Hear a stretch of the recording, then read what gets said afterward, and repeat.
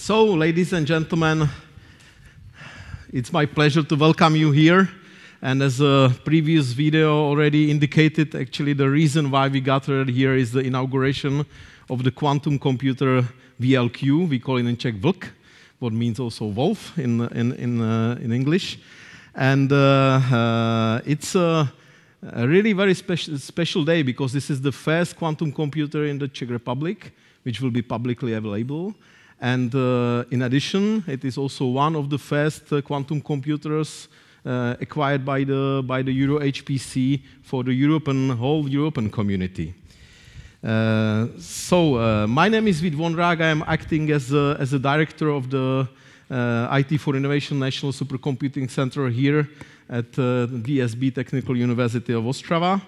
And I would like to share some of my thoughts about IT for innovations, about the history of the computing technology here, and of course about also quantum computing.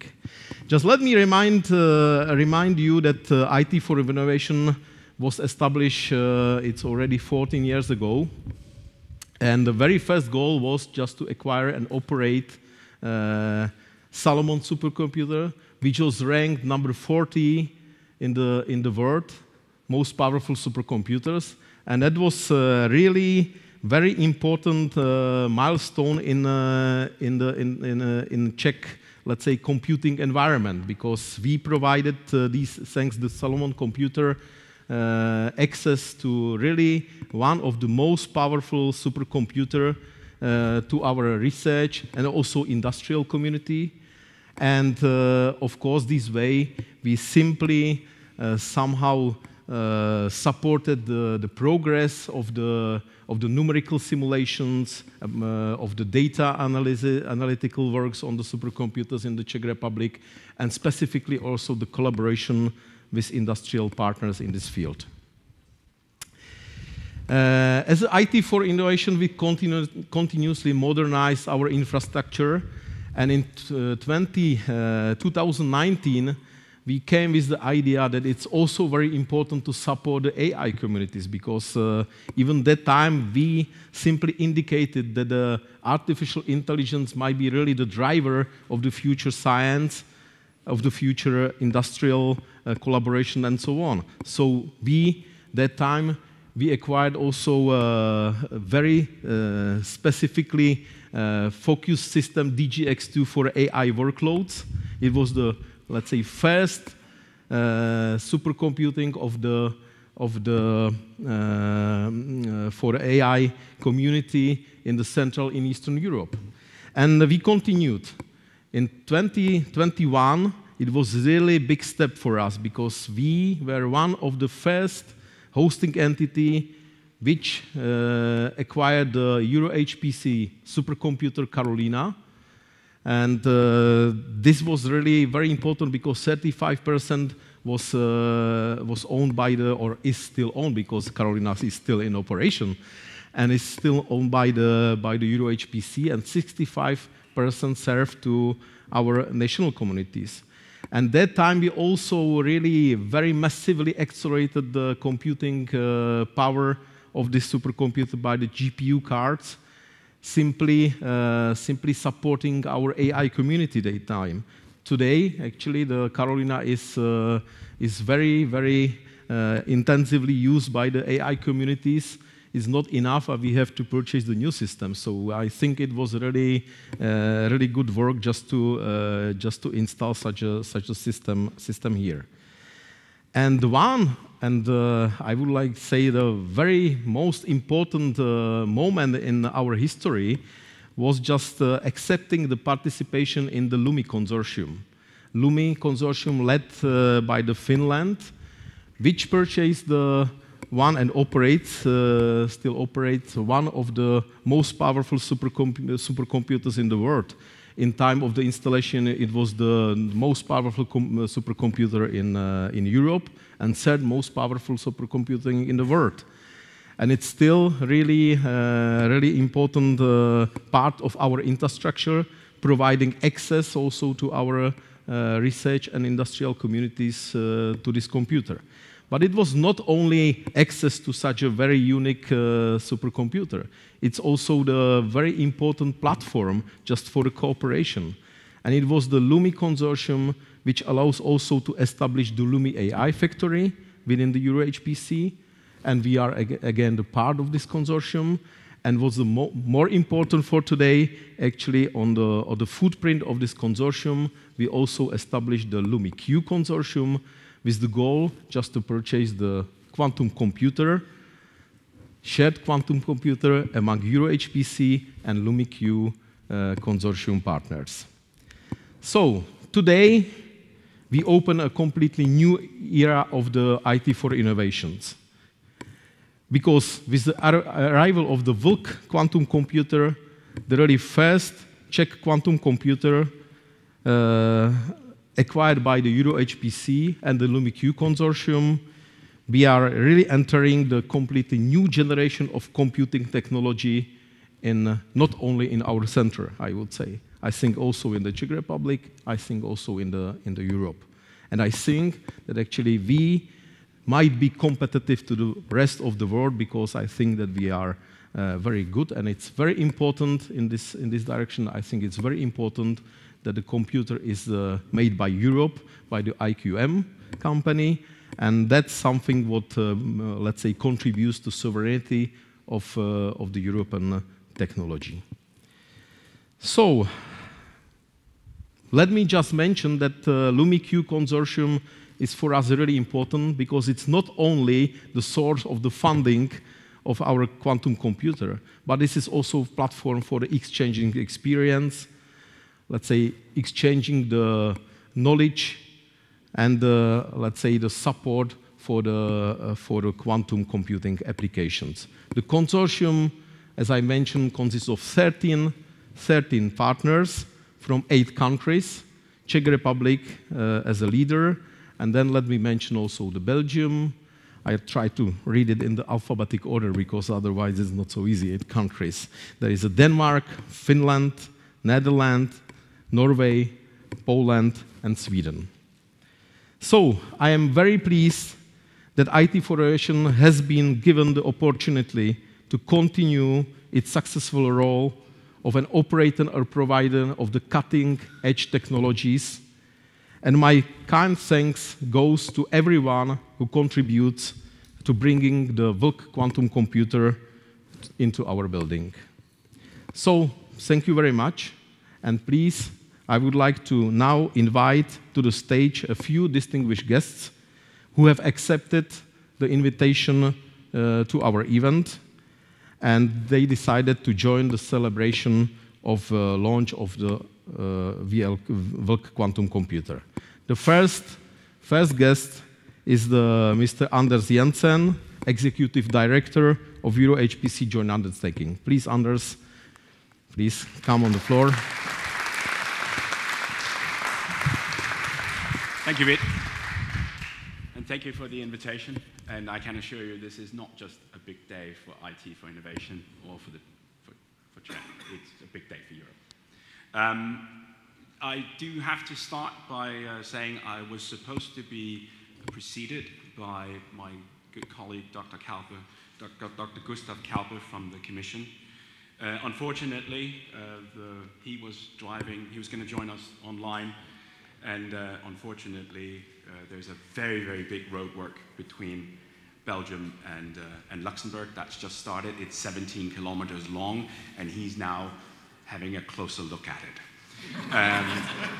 So unfortunately, he is not able to join us this morning.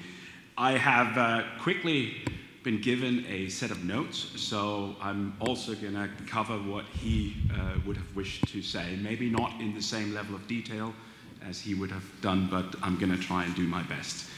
In general, I have to say, EuroHPC, we're fairly good at improvising. So I have to make the distinguish. So what is EuroHPC for those out there that may not know it? We are the implementing arm of the Commission's and Member States' policies on HPC and quantum. But we do not set policy. we get the joy of implementing it. So if Gustav had been here, one of the things that needs to be emphasized is just how important quantum is, not only to the Commission, but therefore also to EuroHPC in Europe. It is, and it has been said a number of times by the Executive Vice President, it is a key priority. It's seen, it's very much believed that quantum is key to contribute to the competitiveness of Europe going forward, as well as security and the sovereignty of Europe. And I think you've seen that in press statements, but also you will see that in the fact that right now there's quite a bit of discussion about further broadening the role of EuroHPC in order to support further actions on the quantum side. Why this is so important is because we do believe that Europe is actually in a leading position. So whilst we may need to catch up on a few other things when we are talking about European sovereignty, the key here is that we are actually in a leading position. So now it's about continuing to invest so that we do not fall behind compared to some of the other areas of the world. That's also been seen from the quantum strategy that was recently published by the Commission. You will, if you've dived into that, you'll see some key areas, and this is also where EuroHPC may well get a broader mandate in order for us to invest heavily in, or at least more in the field. Why we are doing this, and that also goes for why is EuroHPC doing this, it is really about trying to, well, it's twofold.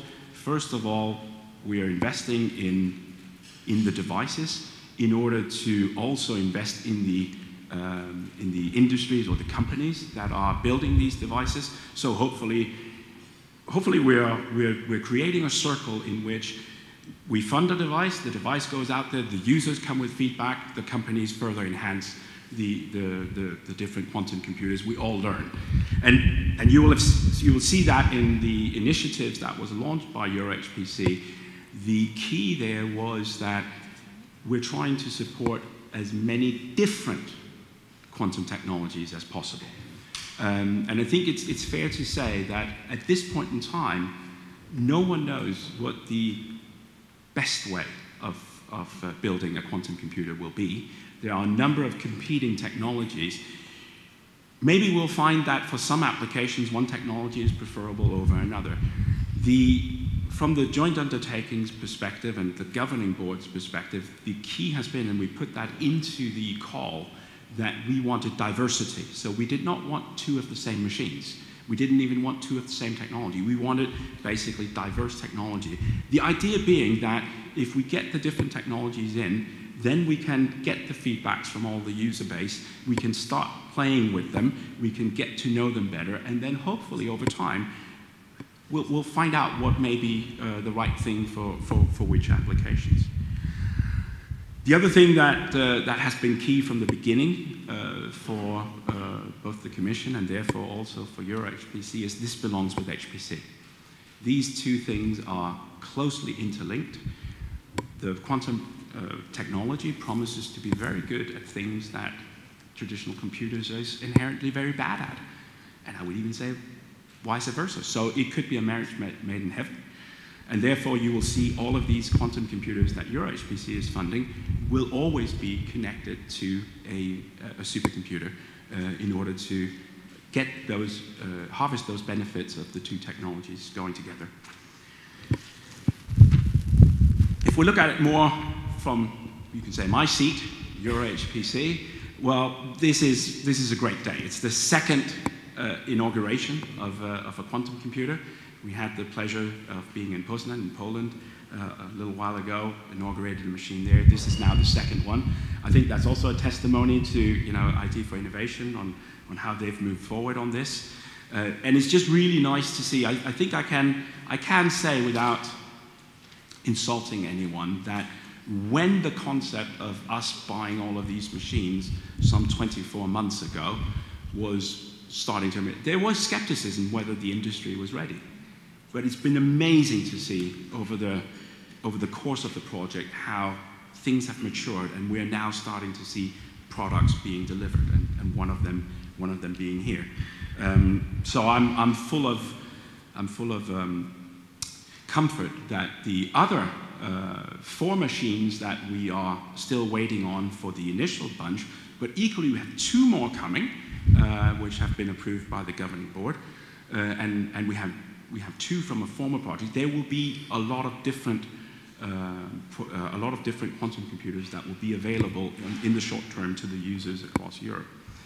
At this point in time, the joint undertaking, together with member states, have actually invested close to 100 million euros in quantum computers.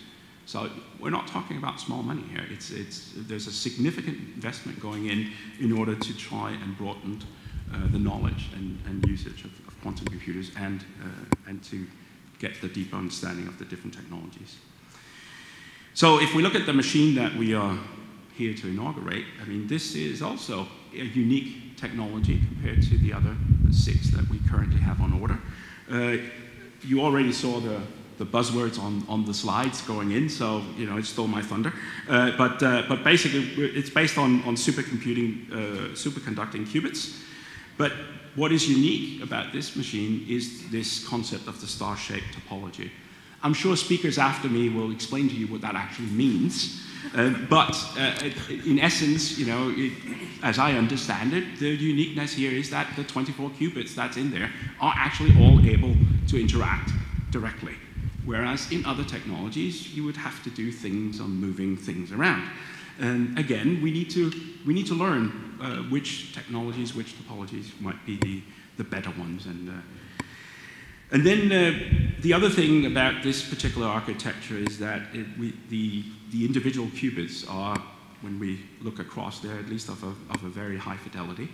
And so for things which is what everyone's talking about, the next step is error correction, different error correction schemes. This may actually be one of the machines that has something good to offer on that. But again, I'll leave it for other people who have much more knowledge on these things to discuss that.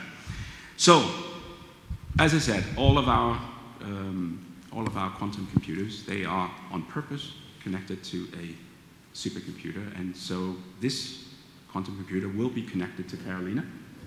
And I also have to say that gives me great relief, because Carolina is a very well-respected machine in the European ecosystem.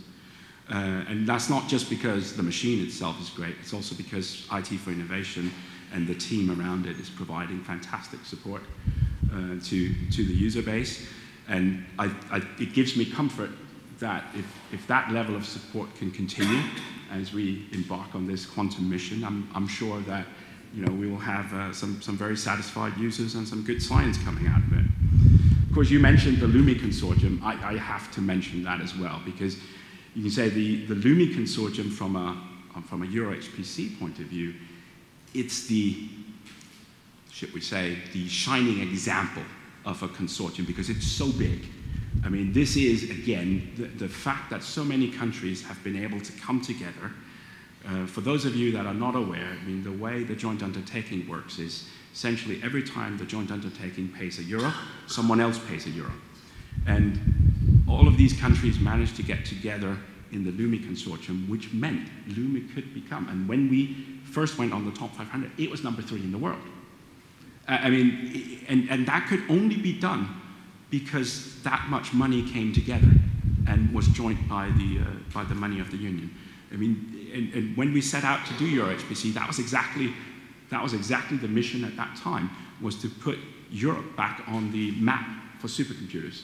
And I think with LUMI, we managed definitely to do that, and a lot of good science has come out of that. However, we should not forget the likes of Carolina. We have a number of smaller machines, not small, they're just smaller in the EuroHPC network, and they are really well respected and also producing really good science. So thank you to the whole team for that.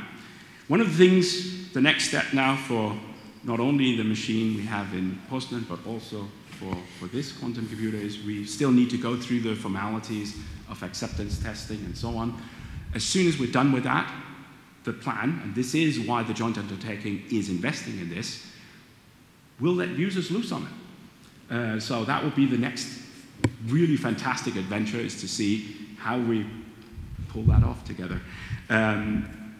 But a little sneak preview, we'll next week at the user day. I don't know why, but they've basically, well, I know why, but they're very brave. We're actually planning to demonstrate the quantum computer live for all of our users at the user day. I'm very much looking forward to that. And then after that, we'll open up to users. So with that, I mean, thank you very much for the invitation, and thank you for all the good work that's been done. Yeah. Anders. I was given one instruction, okay? One instruction. Thank you very much, Anders. So, and now let me invite another distinguished guest, who is His Excellency Pasi Olavi Tuominen, Ambassador of Finland to the Czech Republic. Please, floor is yours.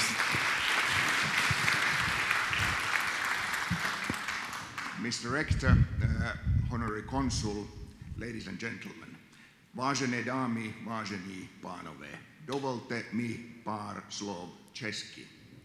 Jsem velmi rád, že jsem byl pozván k uvedení do provozu nového kvantového počítače VLQ, konsorcia LUMI-Q, tady v Národním superpočítačovém centru v Ostravě.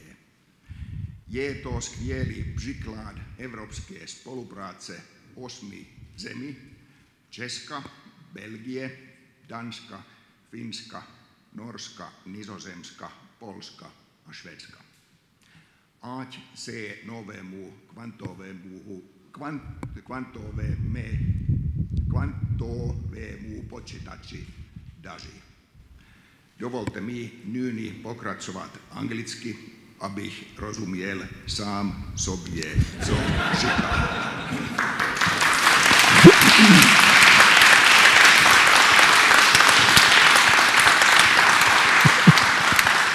Ladies and gentlemen, in fiction, everything is more faster than in real life. In Dan Brown's new book, Secrets of Secrets, there was already a quantum computer in Prague. It was located in the bedrock of the Folimanka Park, and without revealing much of the book, which I do recommend, the story of that quantum computer was not very long. So I wish that this quantum computer will be more endurant than the fictitious one. Now on more serious points. Ladies and gentlemen, today technology sits at the heart of foreign and security policy. This is driven by accelerating technological development and by growing role of technology as a tool of geopolitical and economic competition. This technological transformation creates new opportunities to boost the economy and people's well-being, but it also poses challenges to competitiveness, national security, democracy, and human rights.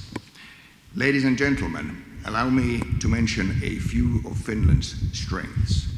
Our internationally renowned technology ecosystems, long-term commitment to basic research, strong industrial base, and vibrant community of high-tech growth companies form the foundation of our influence. Finland's strong technological sector include wireless networks, artificial intelligence, microelectronics, photonics, quantum technology, new materials, and biotechnology. The importance of the space sector, dual-use products, and the defense industry is growing. Finland is well positioned to advance the digital and green transitions globally. Today, we mark an important milestone in quantum computing as we inaugurate the new VLQ quantum computer. V for VSB, L for LUMI-Q, and Q for quantum computing. A name that underlines how closely Finland and Czechia are connected in this field. And in particular, because the quantum computer is produced by IQM from Finland. VLQ will integrate with Karolina here in Ostrava, the most powerful supercomputer in the Czech Republic, and also with LUMI in Finland, all parts of the same EuroHPC family that connects Czechia and Czech and Finnish excellence. The IT for Innovation's National Supercomputing Center strengthens Ostrava's role as a Central European innovation hub, and I am positive it creates new opportunities for Finnish-Czech student exchanges, joint PhDs, and industrial pilots, turning computing capacity into competitive edge. I wish you every success and look forward to continued excellent cooperation in the field of quantum computing. Thank you very much.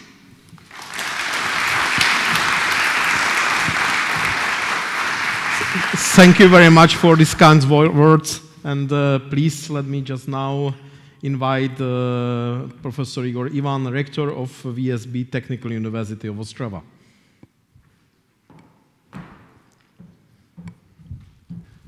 Hive peive. That's the only few words that I know in Finnish. I just learned them. Ladies and gentlemen, colleagues, friends, it's a big honor for me to stand here as rector of VSB Technical University of Ostrava.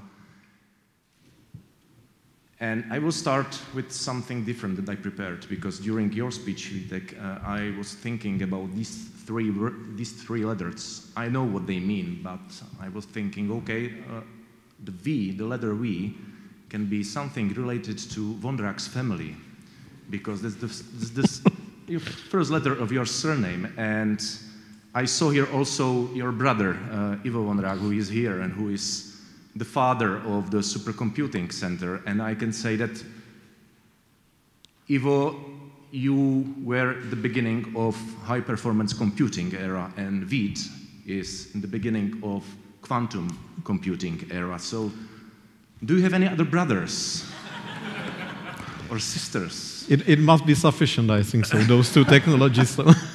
Maybe we can clone you. No, but it's not. I have to say that it's not about Vondrag's family. It's about the whole team, about a lot of people who are behind the scene, who are the employees of IT for Innovation National Supercomputing Center. But it's also about the employees of the whole university. And I would like to take this opportunity and thank them all for their huge effort and huge success that we are now celebrating. So please give them a big applause. Okay.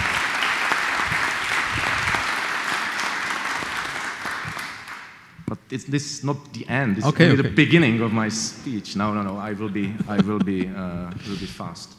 I would like to continue in my speech. I don't want to speak about infrastructure. I want to speak about people, because the quantum computer itself, what is a big milestone for the university, for the city, for the region, for the whole country, and take us to the Champions League of research activities worldwide.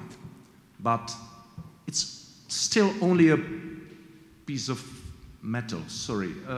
It's a machine, and the machine itself, it's useless without people.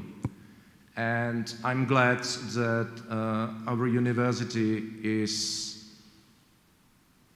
wants to help to improve the situation, because we have started a brand new study program at the Faculty of Electrical Engineering and Computer Science focused on quantum informatics. So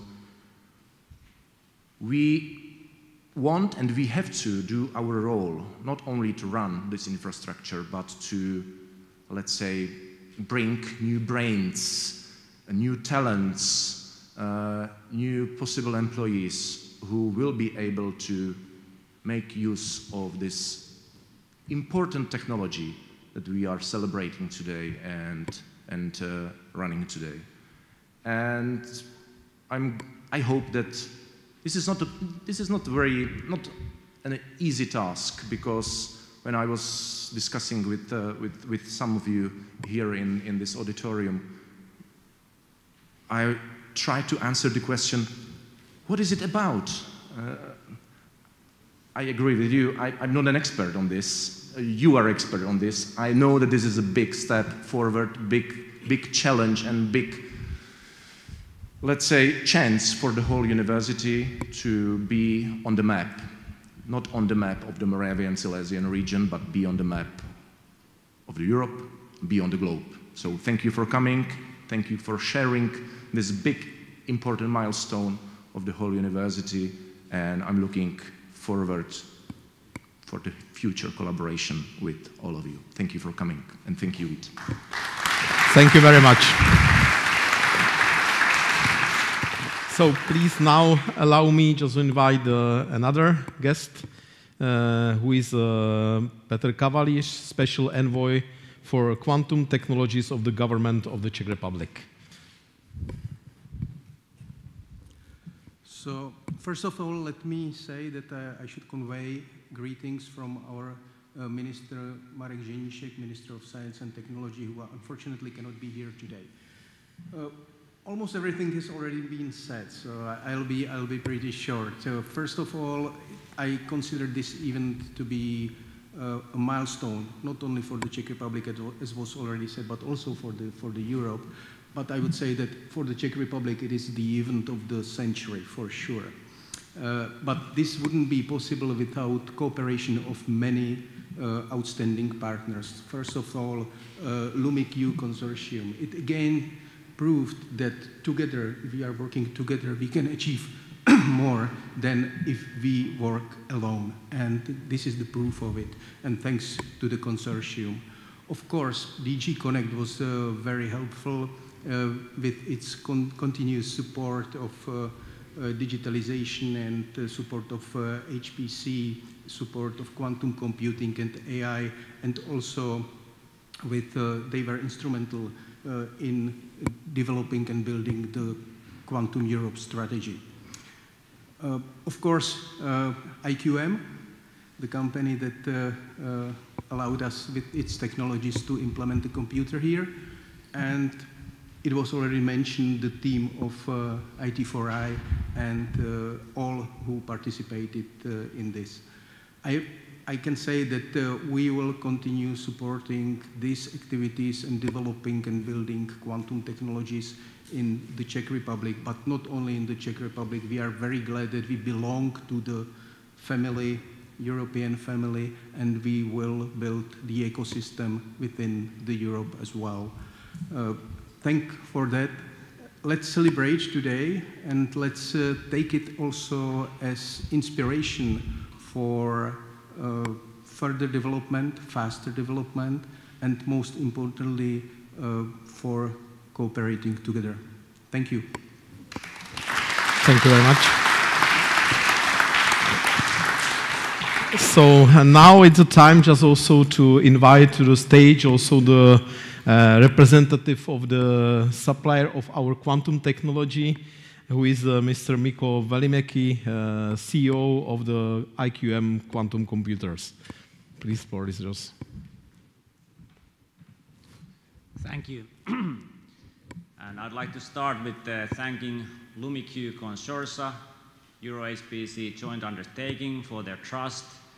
We are very humble and proud to be here today, being able to inaugurate the system here at IT for Innovations. We see it's a partnership. It's a long-term partnership. Every quantum computer we have built and delivered has been a major accomplishment, a major project, and we really celebrate every system installed. Our company, IQM, we are 100% focused on building quantum computers today. And how we see ourselves, we are in a very interesting position in the market today. We are one of the leaders, definitely worldwide, building quantum computers. We are the best funded company in quantum computing across Europe. We recently announced a new funding round, Series B, more than 300 million new funding in the company, and we already have about $500 million funding raised total. That's a lot of money, and it also tells something about what it takes to build quantum computers in this early market today. And every user, every installation really counts. With all this money, we have been able to build a company in Europe, headquartered in Finland, where we have more than 200 people. But we are not just a Finnish company, we are kind of a European project. We have in Germany almost 100 people, R&D center in Munich, and we also have new sites across Europe in other locations as well. The market here in quantum has also developed very fast. All these 7 years our company has been out there.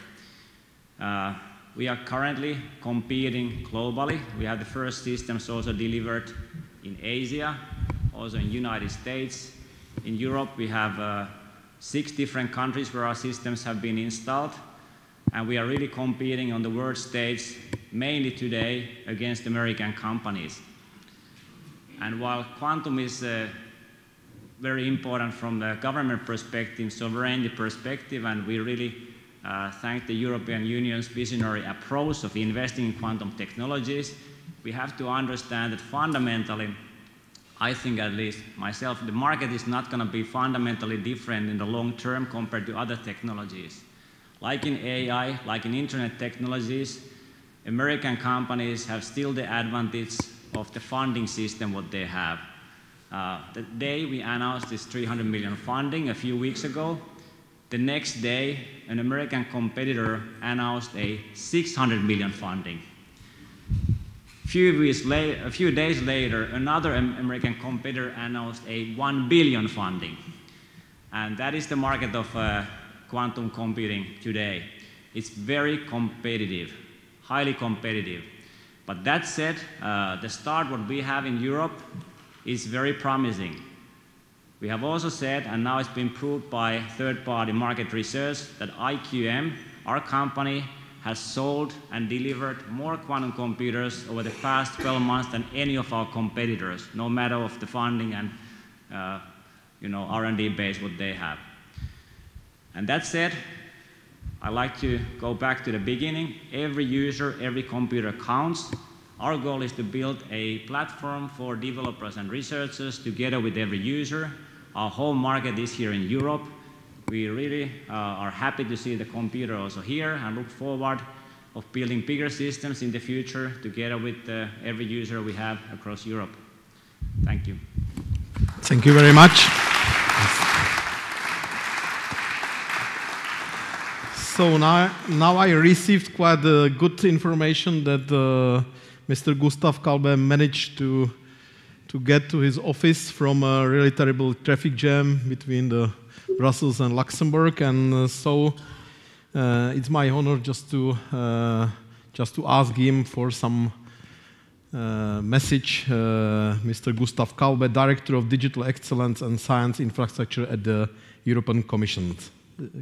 So please, Gustav. Hello, good morning. Yeah, thank you.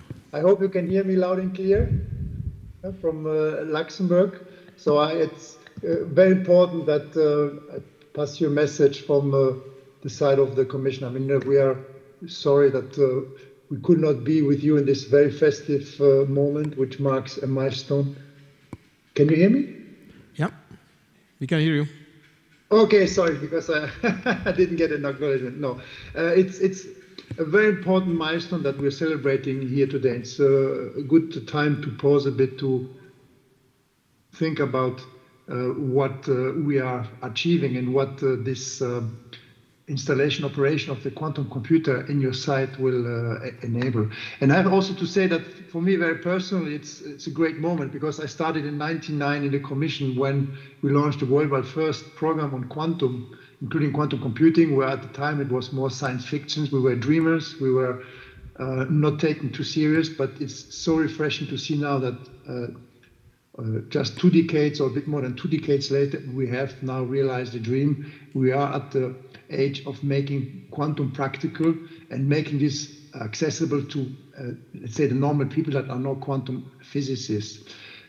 What you are achieving now is something that is very well inscribed in the quantum strategy of the European Union that we published in July. You're filling a core building block that has at least 3 major objectives. The first one is take the quantum computer, put it into service, and give any potential user, be it a scientist, be it a public body, be it an industrial actor, the possibility to get used with the technology and see how this new computing capabilities in the future will help with this particular problem, with this business case, and advancing the digitalization of our society, of industry, of our economy. It's also a clear sign that in Europe we have the excellence, we have the knowledge, we have the skills, we have the industrial tissue, we have all what it takes to bring those very delicate, very complex computers to life and convince the public that we are no longer dreamers. This is now a reality, and you have no idea how much time I have to sometimes convince people that are not from the field that quantum is a reality, but as soon as they see the quantum computer standing there and buzzing and being operated, they start opening eyes and say, wow, we're not only at the age of quantum now, but also Europe is very much in the lead on this quantum. And that's why I'm also so proud for you that you take the courage. You have been one of the first to deploy the quantum computer within the EuroHPC network, which will enlarge the accessibility and radiation of this quantum computer to a much larger set of potential users, and building now really the future capabilities that we need in quantum. Of course, we have to recognize that for the moment, the quantum computers are still modest in performance, but they're turnkey, they're commercially available, and sufficiently elaborate to start testing for which use cases a quantum computer makes sense and for which it might be an overkill. So that in 3-5 years from now, when we have the next generation of quantum computers that will be fully integrated, fully operational with the right performance level with the HPC computers, will help us on 2 fronts with the current AI uptake or the AI development that we have. The first thing is, if you look at the gigafactories we're planning to establish, the power consumption in the long run will be killing us. And here, with the quantum computers, we can drastically reduce the power consumption. It is also a much, much smarter way to use the quantum computers for this massive parallel computation that we're now doing with hundreds and thousands of GPUs, and reduce this to the size of a tabletop device that will have the same computational performance. And therefore, I would like to close my introduction, my speech here, by congratulating again the computing center, by congratulating your country of having now a quantum computer. And as I always say, any self-respecting computing center in the future without a quantum computer will not be competitive. Thank you for your attention and to your understanding. Have a nice evening. Thank you very much. Thank also to all our distinguished guests for their kind words. And now we are at the moment when we can symbolically start the first application on our quantum computer. Please, can we put on the screen the interface? Okay, so now we can see the button start. And please start computation. No, nothing happening. Ah, it works. It's green, and you can see right now every job is being processed.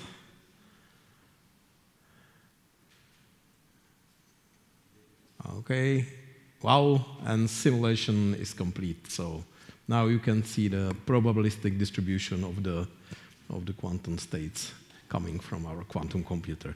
So that's the time really to toast for the first job run on our quantum computer.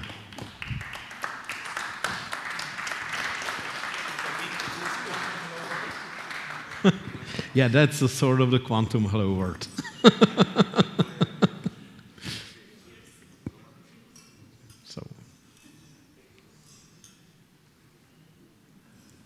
So thank you, gentlemen. So maybe I can ask you, but it will be better just for you just to see what will be presented in the net if you go back to your seat. Yeah. And now it's a time just to unveil a little bit about the technical details of the quantum computer. And we have here Branislav Jancik, who is the director of our supercomputing services. Now I think that we have to maybe rename this division also of the supercomputing and quantum services maybe. And he is also the coordinator of the LUMI-Q consortium. So please, Branislav, just tell us a little bit what is VLQ about, and I wouldn't say deep details, but some details what VLQ means and what is installed in our center. Thank you for the introduction. Basically, I would like to give you technical details, but I was told not to, so I will only be superficial, and then there will be a chance to get a lot more technical details. But before I go to the techniques, let me put the VLQ into a perspective a little bit. As Anders already said, the EuroHPC JU works, our partners from EuroHPC JU work very strongly on augmenting the EuroHPC, the already very rich HPC ecosystem across the Europe with a set of quantum computers. At the moment, there are 10 quantum computers in making, and the others are probably coming.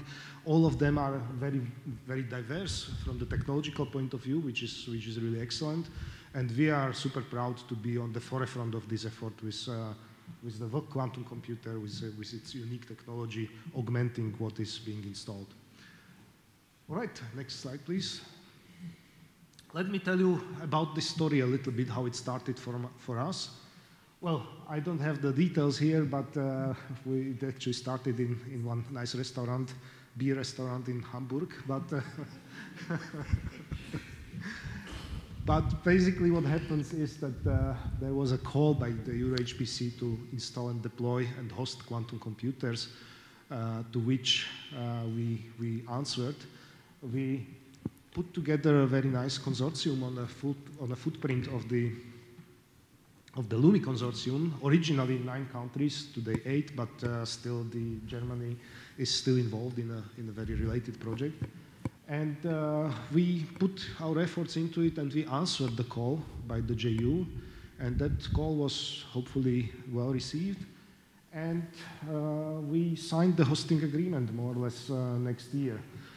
And since then, we worked very hard to provide the RFP and to work and to deploy up to the moment where we were really able to sign the contract with IQM.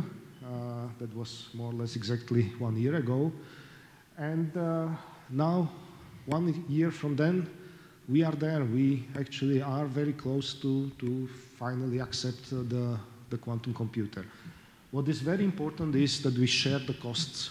These efforts are funded half by EuroHPC JU and half by the JU, half by the LUMI-Q consortium. And of course, it's very visible on the map.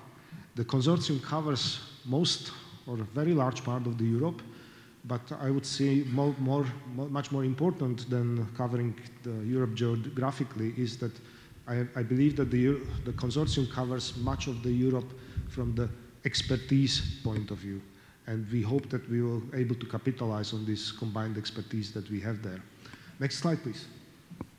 So 1 year after, and voila, we do have the quantum computer sitting in the computer room running and being actually in state where we can set the quantum states the way we have.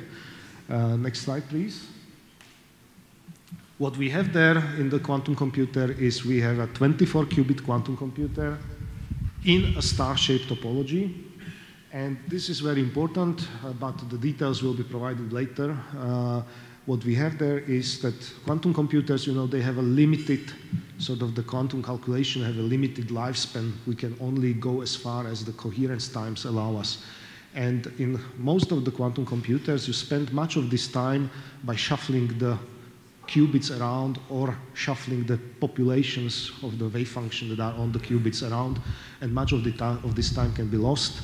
In this topology, we are actually saving much of this time because we have a star-shaped topology where only few of these swap operations are needed, and that really improves our capability to run, that really makes us able to execute longer quantum circuits. What is also very important is that the quantum computer is going to be connected, or is already, actually I did the calculation already where we show that this is connected to Carolina supercomputer, and not only to Carolina, it will be ultimately connected to many other supercomputers, both across the LUMI-Q consortium as well as throughout the EuroHPC supercomputing environment. And yes, next slide, please. This is how we do. This is one of the approaches that we explore. And this seems to be already very successful. The example that you have seen when VIT ran the first symbolic calculation, which was really a hello world, that was already done through a product that we develop here. It's a Lexis platform. It's a really nice platform that allows to run a quantum HPC and cloud computing from a very nice web-based user interface, and have it as a service across multiple modalities, across multiple installations, even in Europe. This also allows us to specify very complex workflows where the quantum computers and classical computers can interact. This is one of the ways. There are other ways to do this, but this is one very elegant way. And it really allows us to work with the quantum computer. And not only that, it allows us to integrate the quantum computer within, next slide, please, within the European Federation platform in order to bring this experience in a unified way practically across the EuroHPC environment. So we are very proud about that. The quantum computer is there and is actually running. We will be sharing the access very soon with our users. However, if you want to know more about the quantum computer, next slide, please. Yeah, I forgot almost. The access to the quantum computer is very important. The access to the quantum computer depends or is based on the funding. And of course, 50% of the quantum computer is being funded by the EuroHPC JU, and the 50% is funded by the consortium countries. So this is, here you see symbolically how we time share the computer.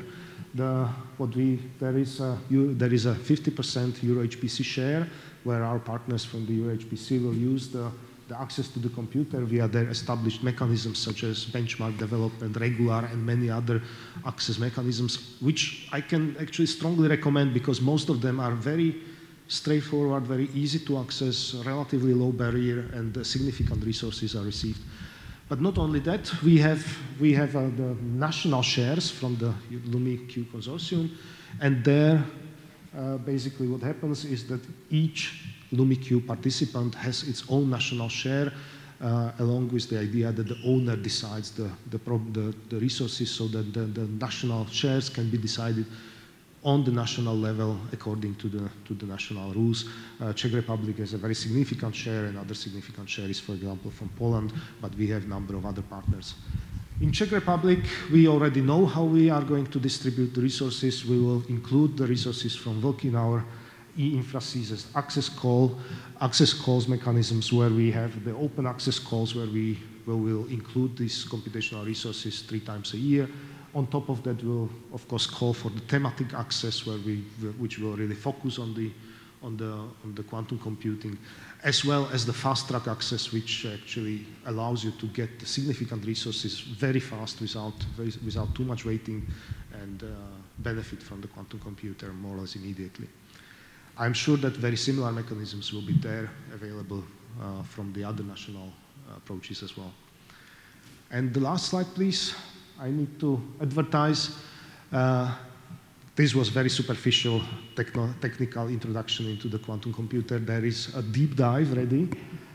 It will be delivered, it will be here after we finish on the second floor. Will be given by Frank Deppe from IQM, one of the head scientists. And I asked Frank not to spare the audience any technical detail. He is really allowed to go as deep as he needs. So if you really want to understand how the transmon qubits work and how the entire quantum computer is put together, please visit the lesson at 13:30 today.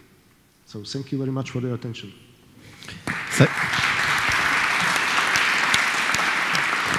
Thank you, Branislav. And for those who are not really interested in the deep technical details, we have also the presentation in our showroom.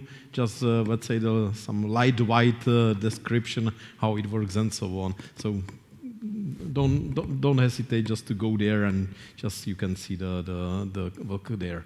And now is the time just to invite here Marek Lampard, who is head of our quantum computing lab. And he is going to just to lead the panel discussion about the quantum computing and so on. So please, Marek, floor is yours. Thank you. Good morning, ladies and gentlemen. My name is Marek Lampard. I'm head of quantum computing lab here at IT for Innovations, Technical University of Ostrava.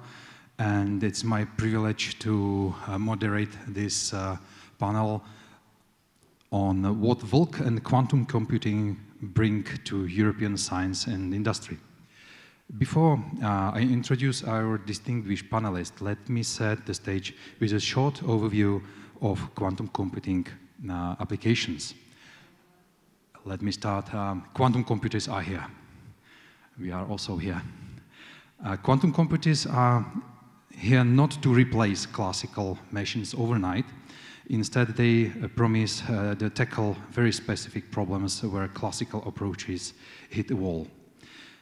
From simulating molecules for new medicines and materials to optimizing logistics, finance, or energy system, to advancing artificial intelligence.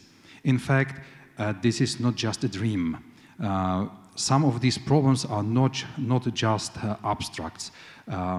Some of these problems are what we are really developing, are working on now here. Like optimization of energy grids, fraud detection, or forecasting of complex systems. These are examples that we are really developing.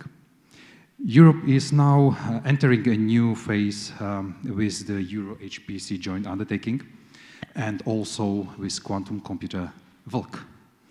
This is not only about building powerful machines, it is about creating a whole ecosystem of research, innovation, and applications that will support both science and industry.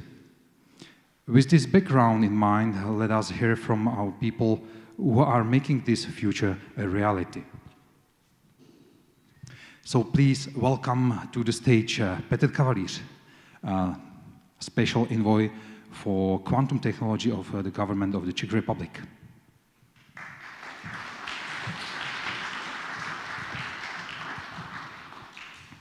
René Chatwell, Program Manager NJ, EuroHPC JU.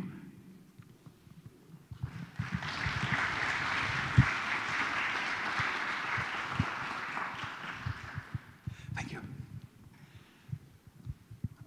Sylvia Bartelde van der Taal, Chief Commercial Officer IQM Quantum Computers. Thank you. Michel Fauci-Gianni, Head of Unit Quantum Technology, Microtechnology and Nanoscience, Chalmers University of Technology.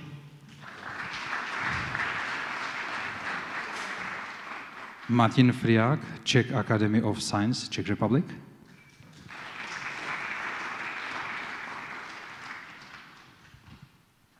Marius Stelzel, Head of Laboratory of Quantum Computing at Cifronet, AGH.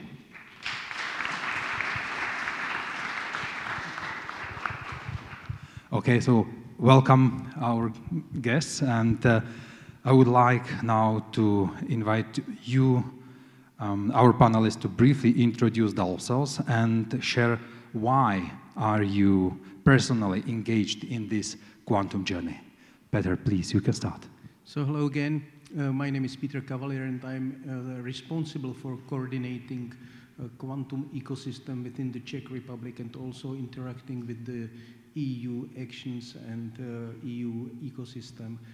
I'm especially glad that I can do this because the community in the Czech Republic and also in Europe is really unique, and I can see that all the people, researchers, even students, everyone wants to cooperate and everyone wants to push this field forward. So that's, for me, it is a pure joy to do it, and I believe that we will stay on the wave in the Czech Republic even for the future.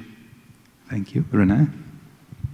So good afternoon, I'm René. I'm the program manager for quantum computing at EuroHPC, and how I'm involved in VLUC, I was overseeing the procurement, and now I'm also then managing the implementation of the system from a policymaker perspective or from an implementing body.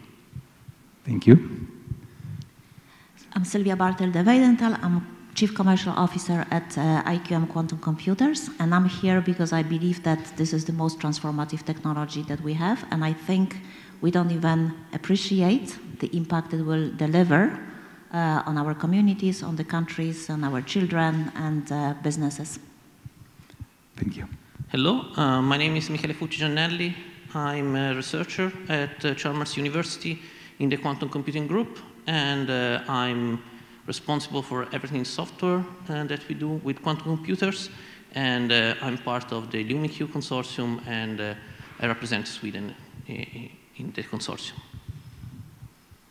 Oh, and of course, as a researcher, that I want to use these machines, I want to understand them better, and I want to use them to solve problems across all the fields that have been mentioned in the slide that was behind us. I'm Mariusz Sterzel.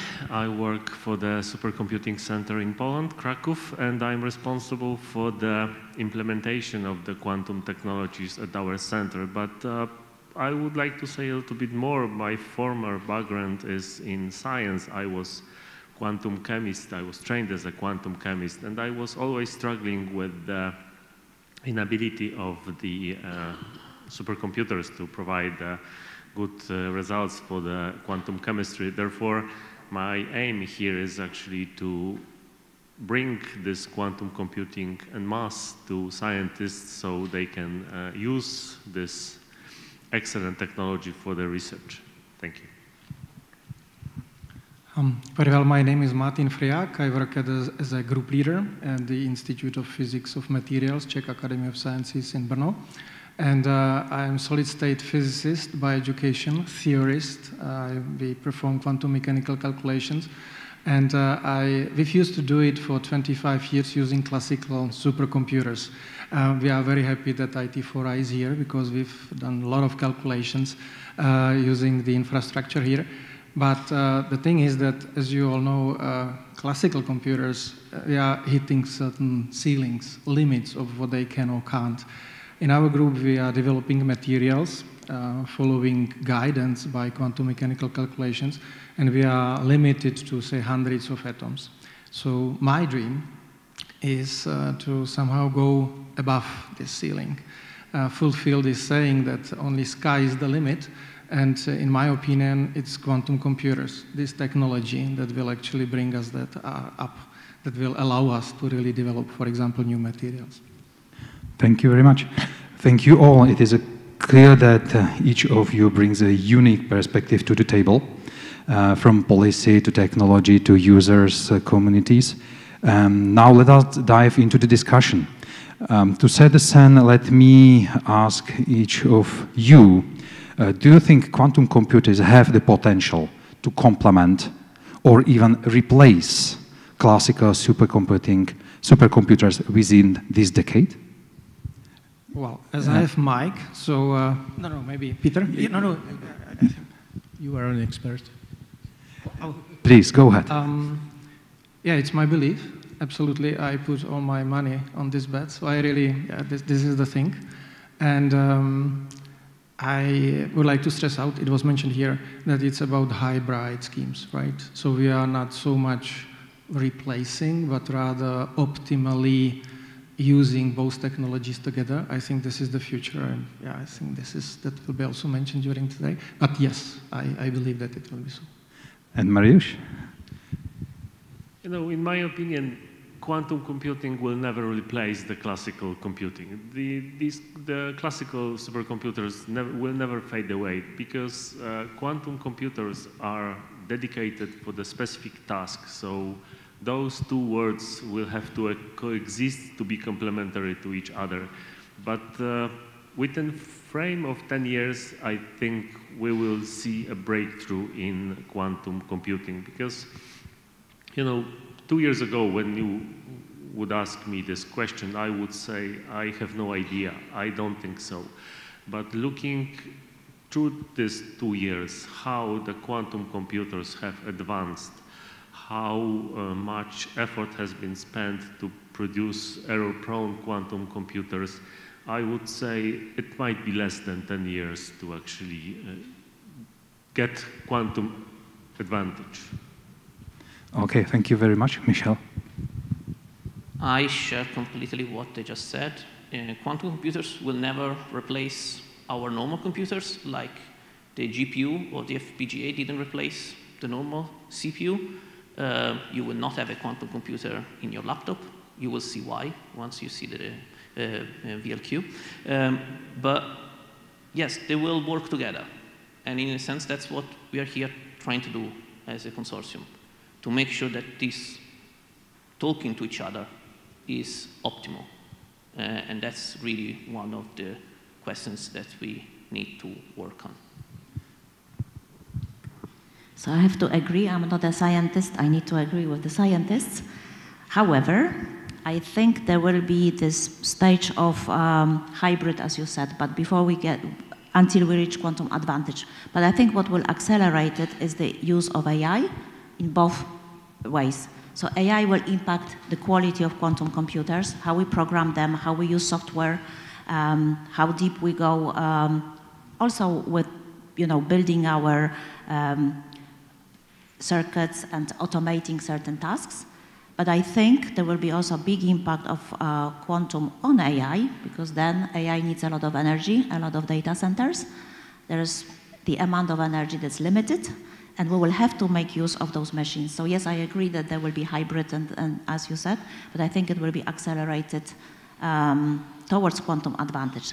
Now, having said that, I think in 10 years, there will be fully operating fault-tolerant quantum machines, and I think most of the quantum companies have that on their roadmaps already.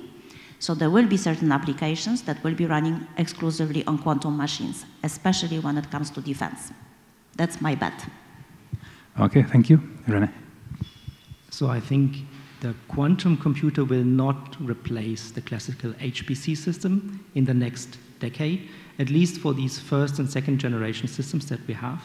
There is a huge demand of traditional compute power for all kinds of pre and post processing that is necessary, and it's only if in the advent of full tolerant quantum computing on a larger scale, where we can then think of maybe replacing or transitioning from hybrid machines to full quantum machines.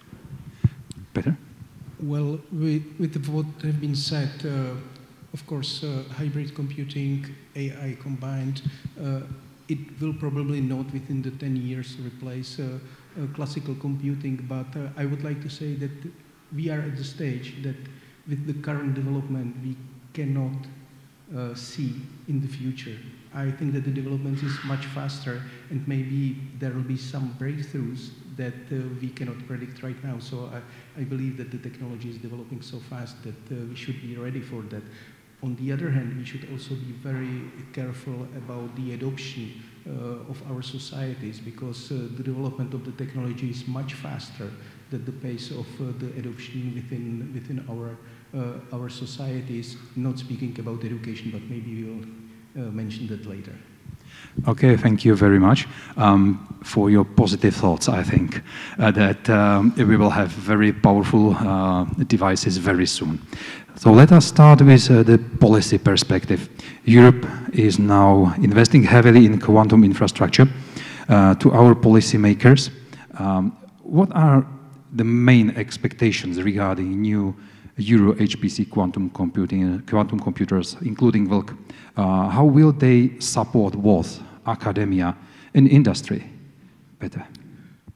Well, there are huge expectations, not from the academia point of view, but also from the industry. And I believe that the combination and bringing them together will bring the most positive results. But I should again mention the education. I believe that this consortium will allow new students or new talents. They don't have to be students, new talents to adapt quantum computing, quantum technologies, and use it for the sake of our society. So the main advantage, in my opinion, right now is that we will have some tools or machines where we can learn how to use it. Thank you. René? I think I can still use that microphone. So these first generation systems, Anders mentioned it, we are phasing in around between 6 to 8 systems over the course of the upcoming month or years, and they will serve as test beds.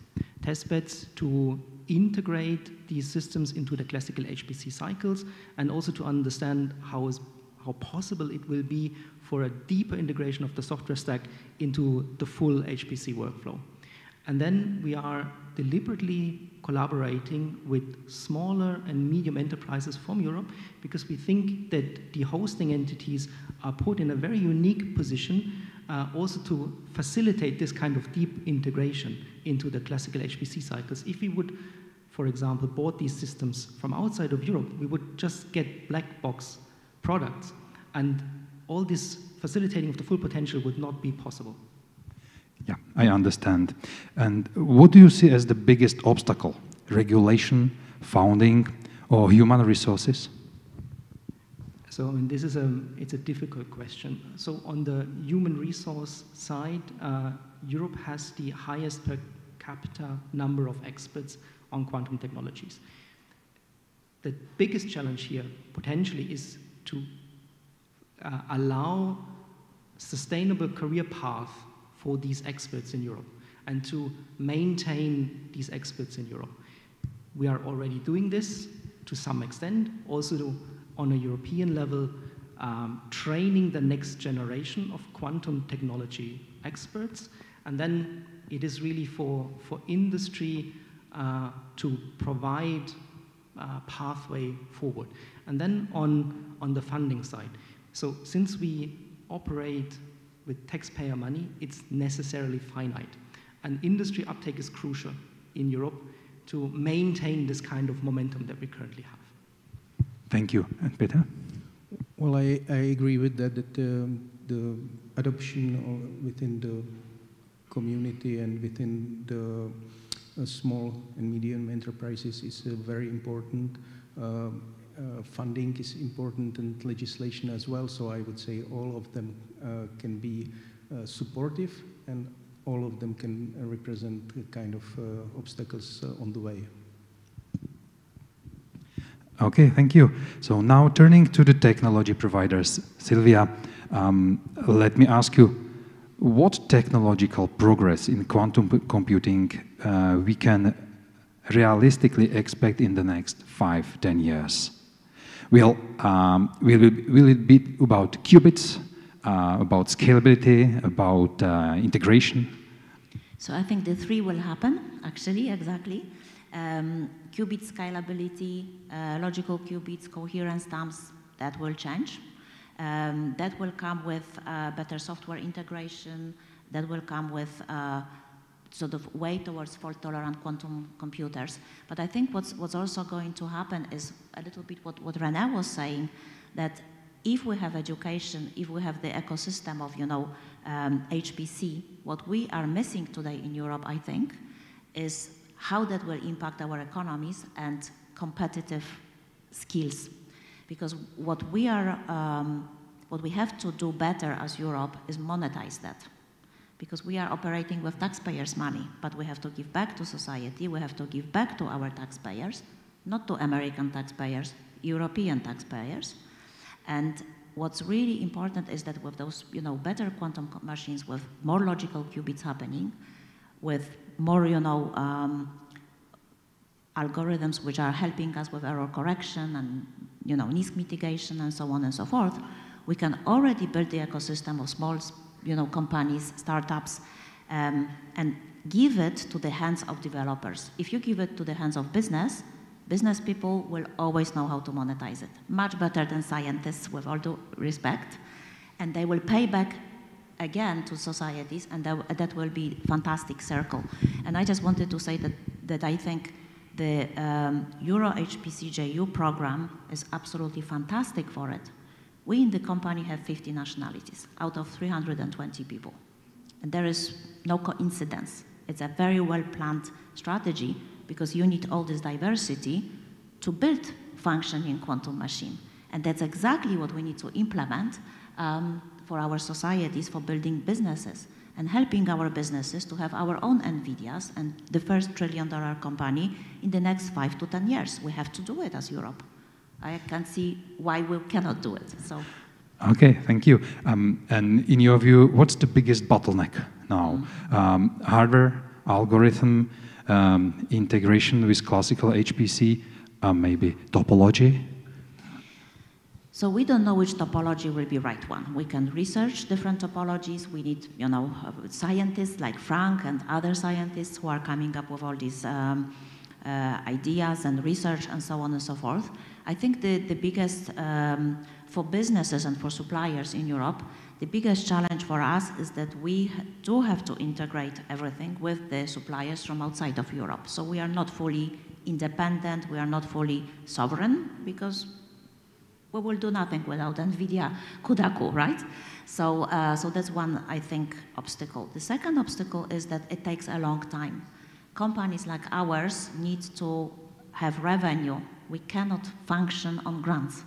We have to function on revenue, and we are fighting with the largest $1 trillion companies on the planet.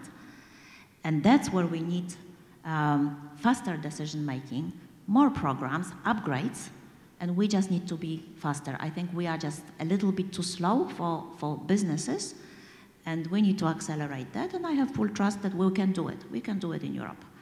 And working together, I think we still in Europe work a little bit into our own countries.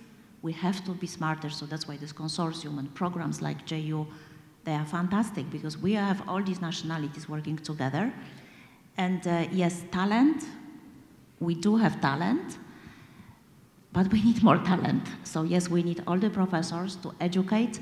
Maybe we don't have time to wait for 6 years for the next run, range of 5 PhDs. We need masters. We need people who will build those machines. We need software integrators, and we need platforms that are ready to be given to the hands of the developers. So that would be my ask. Okay, thank you very much. Finally, let's hear from the users, Martin, Mariusz, Michel. Are you directly engaging in these machines? What applications could you run on VLQ soon? And what would be your dream quantum problem to solve? Now you can dream. I can dream. I think that of all the topics up there, the one that, well, there are two. One is for the society. I think the medical application is, has really fantastic and perspectives. being able to develop a drug in days, weeks, instead of, because you can simulate it on a quantum computer rather than, years that it takes to develop a vaccine, or years. So that would be fantastic. But, a quantum computer can be an accelerator for science as well. My background is in high energy physics. I was working at CERN, and, having, that's all quantum, and you can use quantum machine to quantum simulate what you are seeing there, and that could be a fantastic acceleration for science itself. So if I can dream, that's what I would dream. Since I have the mic, I want also to touch 1 second on the policy. Maybe there's a question coming.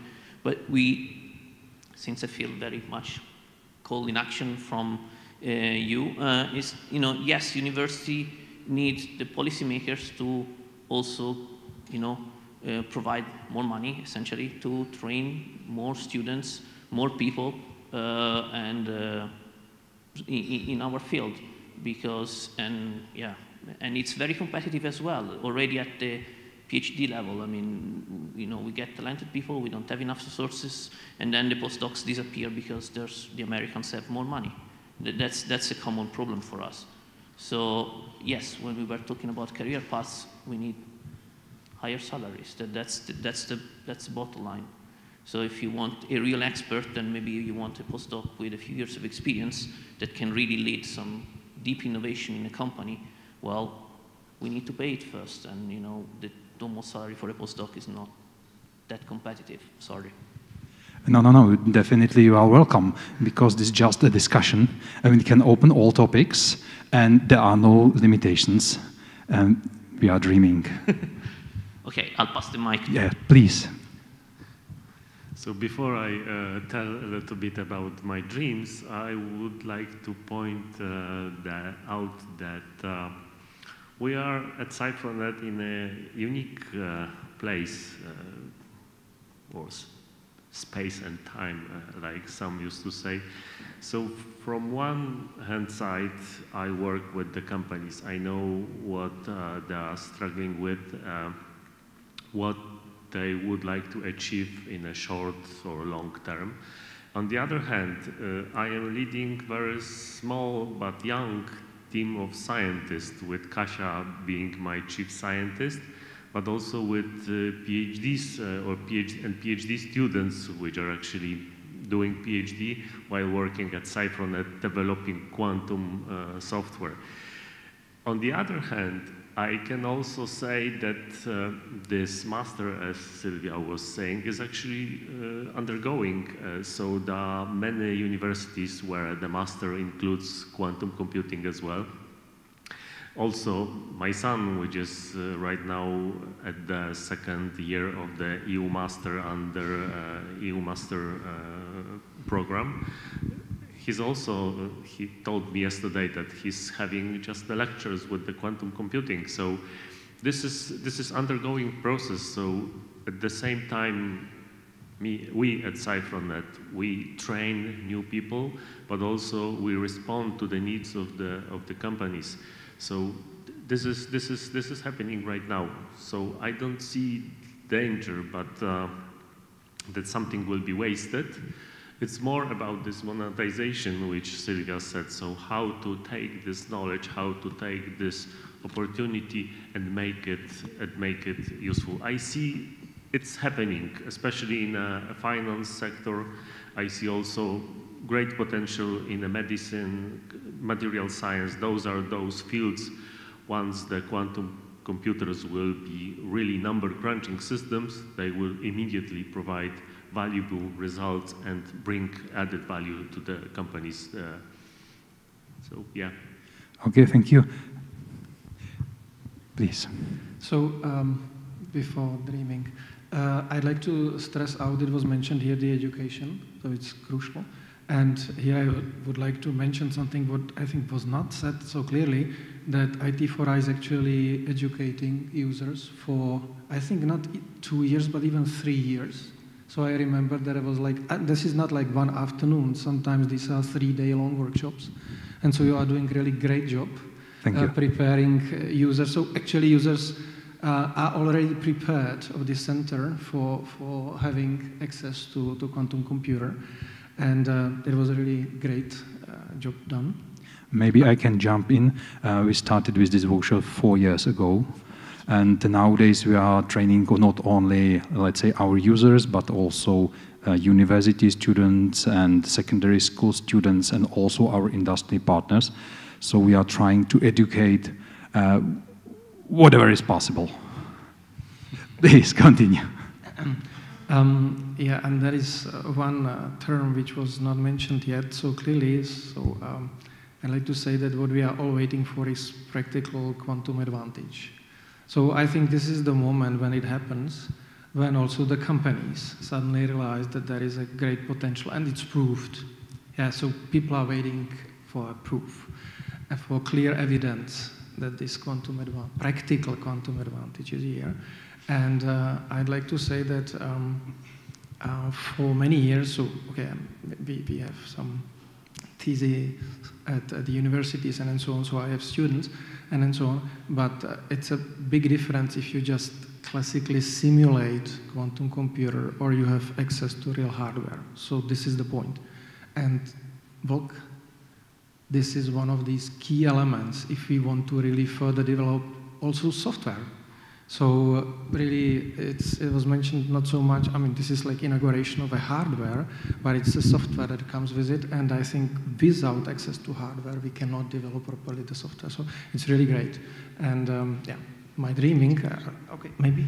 Sylvia? Maybe I can answer this one. So if you, with our machines, you have a test bed. You can actually do everything you require for your education, for your research, and so on and so forth.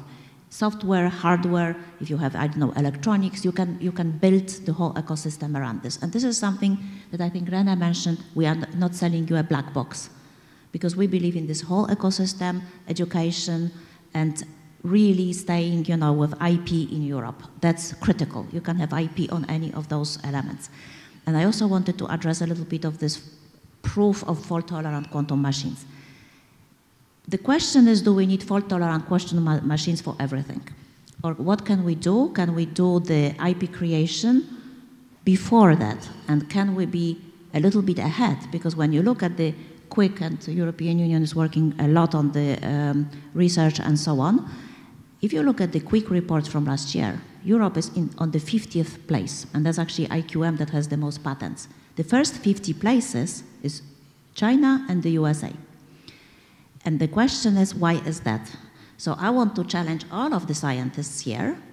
Don't wait for fault-tolerant quantum computing, but start creating and really filing those IPs in Europe immediately. And use the test beds. Do not use the black box that shifts over the ocean, but use it on the Czech soil or European soil so it stays with your taxpayers. Okay, thank you for this recommendation. I will post it to my team at IT for Innovation, so they have another homework.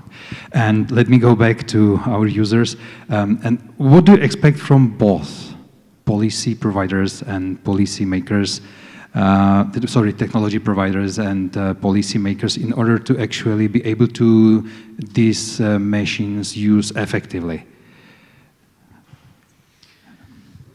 If I have to say, I would say what I used to say in many places: we need better software. So we have to. I would like to ask the hardware providers, please provide also good quality software, so we can take over from this point and then build our own software packages and apply it for the given issues we have to solve. Okay, Martin? Yep. So it's just, we all know that, okay, there is some level of noise in the current hardware, but I personally see that as opportunity, exactly as you said. I don't want to wait. Yeah, so I don't want to wait 5 years when suddenly something is available and everyone jumps in. No, I want to be part of the process, of the progress of development of this software. And so this is what we do. And I think there is a lot what you can achieve. But okay, one has to work with real quantum hardware like VLQ. We will now have this opportunity to work with it and develop methods for error mitigation, reduction of noise, and so on, and algorithms which are robust enough to deliver the results. And so that is why I'm so happy that I'm sitting here today and that we have this first quantum computer in the Czech Republic, and we can really start working with real hardware. Okay, thank you. Michel. Well, I've already touched the policy maker point before, so let's address a bit the hardware. Well, we're not there yet. We all know that. Let's be honest. Nobody's there yet. We need better hardware to really have meaningful problems. So that's what we need. And we need better, also bigger, because people at the moment have been very much focused on small systems, and there's a lot to explore. And I think one of the great things of having already 24 qubits here is that this is already pushing the normal boundaries. People are used to work with smaller systems. This will open new opportunities, but we need the bigger system. I know it's in your roadmap. Everybody wants 8,000 qubits. Sorry, there's some echo now. So yeah, we need those big systems to, and then with those big systems, maybe, as you said, maybe we do fault tolerant, then we look for logical qubits, but maybe there are really interesting problems that we can really look at and use the low level, the physical qubits, to solve problems. And let me stress how important I still think it is, and that's a question, a point to both of you, to have this transparency. As users, we want to be able to see the system so that, as a researcher, we play with the system and we optimize it so that we make the most out of it. You will learn things. So, and this goes back to the strength of being in Europe. I think it's really, really important that we are in Europe. We need to learn to play as Europeans rather than Swedish or Italians or wherever. Otherwise, we will not win this race. Let me make a really good point where we are ahead of the others. And it is this integration. The Americans are not playing these games. They think that the quantum computers are not mature enough to be integrated with HPC, so we can be ahead of them. So once the bigger system will be online, we will be ready for them. We will not have to learn how to use them together. I think this is a really good point that policymakers should make to sell all, getting more money. Okay, thank you for this point. Please, Sylvia. I just wanted to add one more question, because you are absolutely right and 100% agree. And instead of having 10 institutes in Europe working on the next 20 qubits, 5 qubits, 2 qubits, that's what I meet in my clients. Everyone is developing 5 qubits, 10, 20, up to 30. I would propose to all the scientists and EuroHPC JU a program by which you get 300 qubits that we already have and make it into 10,000 millions of qubits and sponsor that and make it fault tolerant, because what I wouldn't want to have this talent sitting on 20 qubits when I need to compete with 10 million qubits probably in the next 5 years. And I'm not going to do it as a small IQM. Doesn't matter our evaluation. I need all of these scientists from Europe to help us build those machines. So I would propose that, and you have one program which is different topologies and different modalities of quantum, but maybe we need to take also this one topology, one modality, that we make it as big as the sky, as you said, and we need the whole Europe there. We need 50 nationalities to build a quantum computer, and maybe we need the whole Europe to build 10,000 or 1 million qubit machine, rather than 10 countries building 20 qubit quantum computers. Then we will have fault tolerant and everything you require. Let me put one other hat I have. I'm also in the Open SuperQ Plus consortium, and the second SGA will be aiming at 1,000 qubits. So yes, but it's really expensive. The cost per channel is really, really high. So in a sense, the small system that you mentioned are there to test the technology, to lower all these costs, for example. So I would not completely definance and say that the low research is not useful, because it is. At the moment, nobody knows how to build a 10,000 qubit system. There's simply too many cables. I don't think you can. It's an incredible amount. Yeah, maybe you have some plans, but as of today, you would need to do a lot of R&D. As of today, you can't build 10,000. There's simply too many cables, and there's no fridge large enough to host them. So yes, we need both. We need research, we need the bigger system so that we play at the higher level. And we need the money for all of that, and to research the people, to train the people. Because if you want to build a million quantum qubits, probably 200 people in IQM are not enough. Probably you need to get to 1,000. There are not 800 people available to hire tomorrow. That's also that true. Okay, thank you very much. I'm reading a lot of information between lines, between words you are saying. But the message for me is just to be ambitious.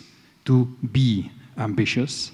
And my feeling is that we are on the right way, that we have some capacities and also our dreams for which we can fight. So we are almost at the end of this session. Let's close with a quick round from everyone. Please complete the sentence.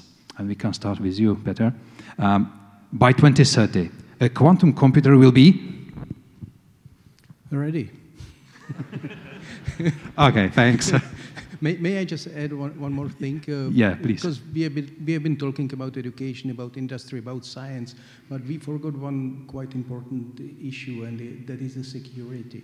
And I'm really glad that I see in the audience the Vice Rector of the University of Defense of the Czech Republic, and that the University of Defense and Army is talking about dual use of these technologies for our defense. So I think it's quite important, and even more important in these days.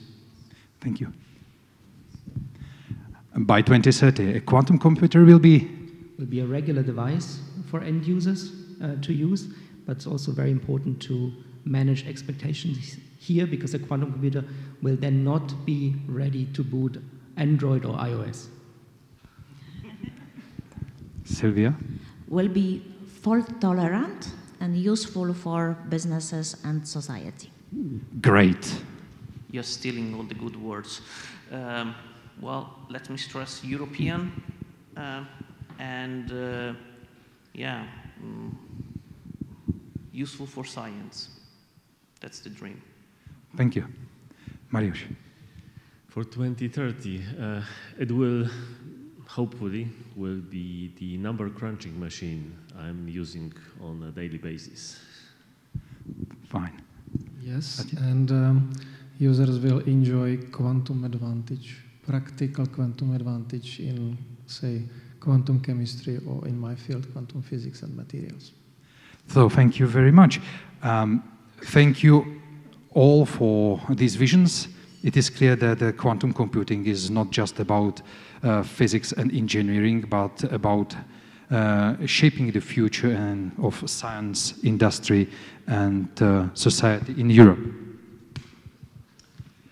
On behalf of all of us, I want to thank our panelists for their insights, and you, the audience, for your attention and engagement. Quantum computing is moving fast, and Europe is determined to play a leading role, I hope, and I believe.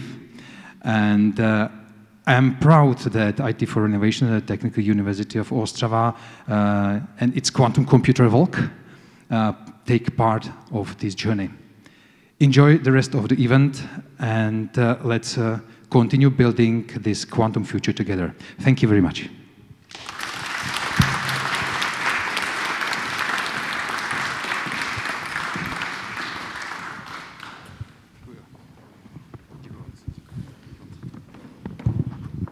No, teď mám 3 mikrofony najednou.